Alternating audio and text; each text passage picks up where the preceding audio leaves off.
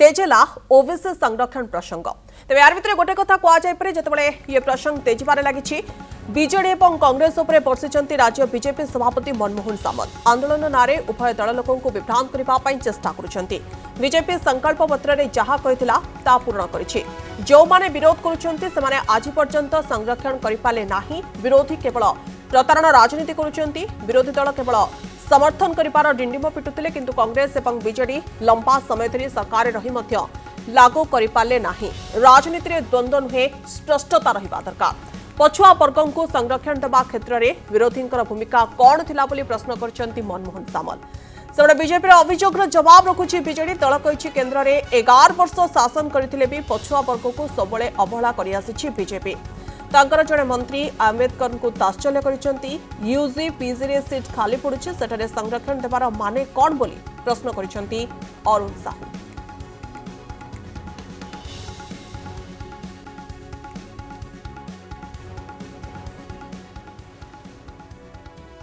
आम रिजर्वेशन 50% अधिक हम ना जो 11.25 थिला से को लागू करिबार असुविधा कौन थिला गोटे लंबा समय शासन आम तो 78 वर्ष पर आसिलु जो माने शासन क्षमतार थिले समाने ए विषय जो युवक माने पाठ पढ़िबार वंचित हेले लंबा समय धरी सामाजिक अपराध समान कर सामाजिक अपराध क्षमतार आसिबा परे समाने वर्ग को देखी ना उपेक्षा करछंती एवं केवल कुंभीर कांदना कांचंती अन्य किछि करना 2011 रे जतेबेले जनगणना हला सेतेबेले मध्य पछुआ वर्गर जनसंख्या आधार रे हला नाही कांग्रेस ताकू प्रत्याख्यान कला एवं घोषणा मध्य कले नाही जे पछुआ वर्गर केते जातिर लोक अछंती एवं को ईयर ब्रेकअप तार घोषणा करागला नाही ये कांग्रेस आ बिजु जनता दल विषय जो दल ना आपण नियंतु से दल विषय लंबा समय धरी समाने को करबा पई समर्थ ना इच्छा शक्ति नथिला करबा पई आग्रह नथिला जने दी जण नेता ना द्वाही देगी हमको 27% नहले आम लागू करि परिबु नाही एबोली चर्चा विधानसभा विभिन्न समय करुथिले सब एवं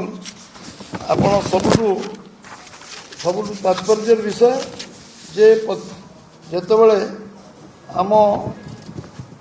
आमर जेतेबेले ये विषय रे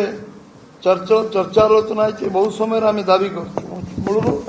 मंडल कमिशन सपक्ष बीजेपी था आज अच्छी आ जो माने विरोध करथिले सेमाने वर्तमान जेतेबेले बीजेपी को करबा लागू करबा आरंभ कला जो शिक्षानुष्ठान रे सेतेबेले एमाने विभिन्न विषय टीका टिप्पणी करी लोक कन्फ्यूज कर कन्विन्स करिवार क्षमता नहीं समान कन्फ्यूज करने